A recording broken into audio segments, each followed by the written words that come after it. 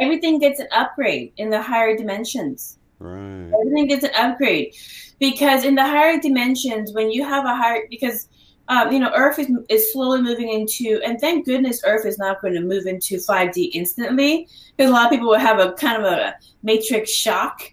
So Right. we're kind of doing little by little. So whenever she has these shifts, people go with her as well, and some people may not. But because there are forks in the road right now, there are people who are still deciding which reality they want to radiate at, which level of frequency they want to radiate at. And so everything is getting brought up. It's like the universe is raising her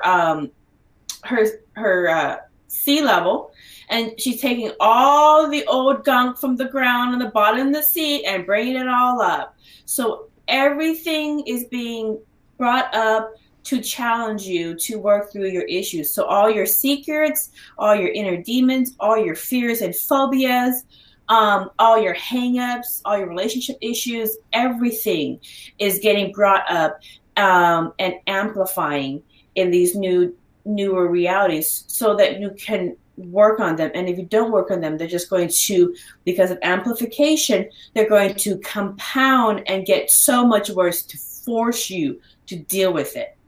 So you can't run from it. That would be the opposite of what you want to do. You want to deal with it, right? Stick around and deal with the problems rather than trying to run from it, because it's just going to come up again in another way.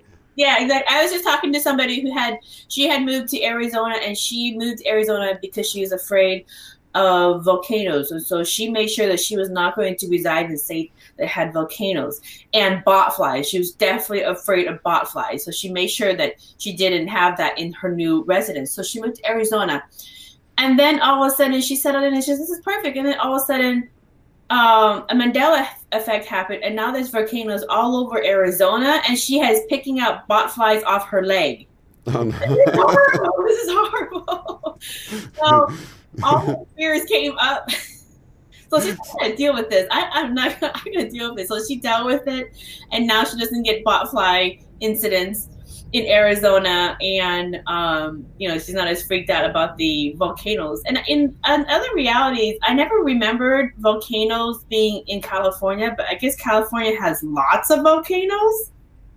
Yeah, evidently. Yeah. That's new to me. Yeah, I didn't know about it until I started watching Dutch Sense, and he was talking about, I don't know, these vapor vents and volcanoes, and I'm like, I didn't know about these, but... I guess, and I always try to look at the positive, so if I'm in a new reality, sometimes I'm like, is that the better reality? Where's I don't know. But there's volcanoes all over the West Coast, so volcanoes make more landmass, so maybe California won't go into the ocean. Right. That's the only way I can think of a positive way to spin on it. Yeah. So, but the point is that everybody is going to be challenged to work out their repressed issues. And when you start it, what you do is balance of all this good stuff. Right. All this creativity, all these opportunities, all these different things. So you're like, okay, so I gotta prioritize. So you have the opposite problem. So that's instead of trying to figure out how to not lose everything or get stuck in the negativity, now you're swimming in so much positivity that it's overwhelming. So right. try to ground yourself and work on balancing all of the things that's going on in your life. So let's talk about unity consciousness and what life is like in the fifth dimension. And feel free to ask questions. I get plenty of examples. I get a lot of clients who are working on raising their frequency and working on manifesting greater experiences for themselves. So since everybody's on this path of awakening, they've already, realize that they're the user in a holographic reality, and that the reality is a reflection of what they radiate at inside. So everybody's already awakened. So now the challenge is, if everything is amplifying and Earth is amplifying, that means everything that we do amplifies as well. So how do we exist in this higher frequency so that we don't drive ourselves nuts all the time? How do we become a conscious manifester? Okay, before we're doing it unconsciously, now we have to be conscious of it. So definitely work through all your fears. So if you are definitely afraid of spiders and snakes, guess what? you better deal with that and get some pesticide. Deal with your phobias. If you are afraid of like demons and devils and hell and all that, you better address that stuck perspective, because you will get those visitations, and you will get those nightmares, and they would drive you nuts. So find some way, instead of being fearful of it and giving it amplification and the energy to go out of control, find some kind of way to address it. So this was a phobia that I had. Even though I'm Buddhist and I know in the greater reality it doesn't exist. But, I watched a lot of scary movies growing up, so they're really convincing. Right. They're really convincing. So I would get nightmares and visitations with lower astral beings. And I finally said, enough. I know this. I know about consciousness. I know about manifestation enough. And so what I know how to do is give a Dharma talk about consciousness and about reality and about you choose, who you want to be in every moment, and nobody tells you. So I gave a Dharma talk to these lower astral beings in my dreams. And then they were just sitting there and just listening and going, oh, I don't have to be so bad all the time. I don't think I'm going to bother anybody anymore. I'm going to go into the light and see what I can create. So I actually turned them around, and they don't bug me anymore. Now I don't have those nightmares and dreams about the lower astral beings, because I don't play their games, because they want you to play their games. That's what they've been taught for eons to do. Right. So I just gave them a Dharma talk and said, you know what? I'm not the one. If you're going to communicate with me, you're going to get more of the light, and I'm going to show you exactly how to do that. And I taught them that. And now many of them said, oh, we'll find somebody else to play with. Or, she's no fun. She's no fun. Or they'll sit there and learn and then just be like, I'm going to go into the light now. You like to actually transmute them then? I've transmuted a lot of ghosts. So right. a lot of ghosts have gone to the light because they realize, oh, I didn't know that. So, right. So those phobias and fears are, but for other people, their fears are of like spiders and insect infestation, and they'll get more of that, and so they have to work on that. Go to Home Depot and get the appropriate stuff and take care of it. For some people, their fear is that their loved ones are going to leave them. And so they act out in a way that drives their loved ones to leave them. And so then they have to get control of how they behave and act and see reality. And then by doing their inner work, that fear no longer exists. And so now they can have a much more peaceful relationship with their loved ones without driving their loved ones mad. Now, isn't it funny that you brought up a really good point and a really good example of how the very thing someone fears is the very thing their actions bring about. It's like they don't want something, yet they do all of the things that bring that about because they're so focused on it. And it works across the whole, the whole plethora of everything. It's like the very thing you don't want is what you're like focusing on, and then that's what you end up bringing about for yourself. Isn't that strange the way that works? Yeah, we're living slowly but surely. We are, Earth is magnifying, so everything's magnifying. So in the higher energies, in the higher dimensions, and we just crossed the threshold slowly, but things manifest faster. Okay, They manifest faster and they manifest quicker. So if they manifest faster and they manifest quicker, you don't want to be manifesting your worst nightmares. Right. This is horrible. You're like, I hate the fifth dimension. I don't want to go in there. Leave me in the third. Right, but it's just all about learning to really take your thoughts captive and really be aware of what you're putting all your focus and energy into, right? Mm-hmm. Yeah, you have a stuck, unbalanced perspective on something. And so if you just take a moment back and step back and take a look at the full picture, assess what your issue is. What is the fear that you have that's attached to this, that you keep attracting or that you're afraid of? What is the fear? And when you understand that, what the fear is and you address it, then you release that energy and it no longer becomes something that immobilizes you anymore. You no longer attract it. So, just a practical idea, like just to use this example that you just gave, instead of someone worrying about someone leaving them, what would be a better way for them to just to visualize a future where they're still together and no problems, or how do they get in that vortex, if you will, of the right thought?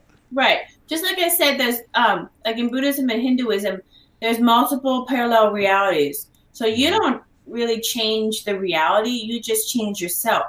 And when you change yourself and you change your energy, you will go in the reality that is a fit match to you. And the parallel people and experiences that are a fit match to you will be in that reality.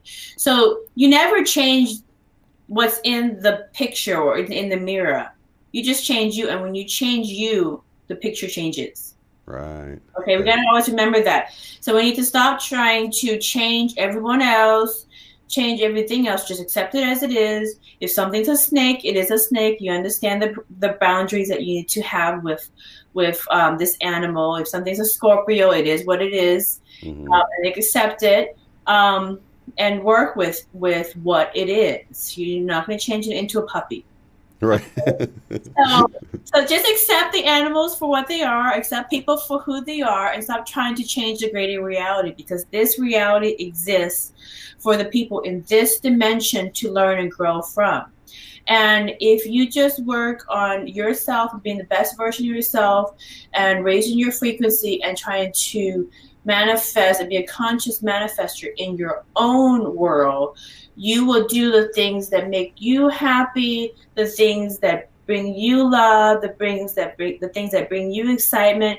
You're going to go to work and you're going to love the things that you do at work. You may not love it all the time, but for the most part, you'll love it. You're going to be active and enjoy whatever body you have now and be grateful for that. You're going to be grateful for the people in your life. And before you know it, what everybody else does has no effect on your bliss. Right. Okay? They can do whatever they want, but that's their life. Because if you spend 2 hours telling them what to do, talking to them, helping them resolve it, then you spend 4 hours trying to do work around to trying to set up the things to help them out. Then you go to bed and you spend another 2 hours thinking about, oh my goodness, I just spent 6 hours on this person's problem. You just spent half of your day living somebody else's life. Right. And you're neglecting yourself at the same time. You're neglecting yourself. Yeah. So you don't ever live in the future or the past. You only live in the present moment.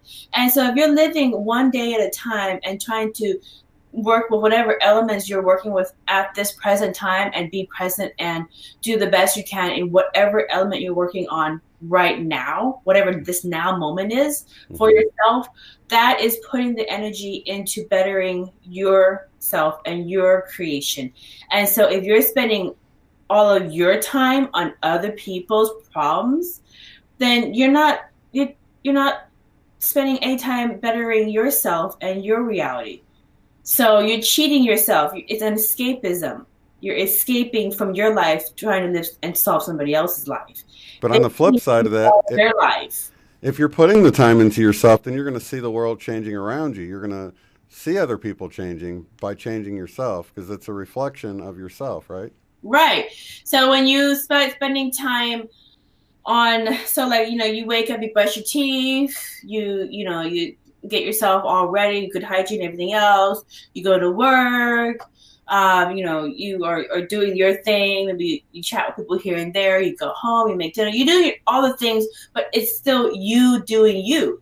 Right. You are doing you the best that you can, but you're not spending 4 hours on this person, 2 hours on this person, whatever. I mean, if it's your kids, I get that, but you're not getting stuck in somebody else's dramas. Okay. And really most of the time when you spend all your time on somebody else's drama, I call them projects, you don't really help them anyways. You just like you like push them away usually. Yeah, because now you're in their business too much. Right. So usually, if you really want to help somebody, the sage old philosophy of do you the best that you can, and if they ask for help, give them a little bit of help to help them on the way, so that they can carry on that work on their own. But if you love them enough, you're going to let them walk their own walk and go through their journey.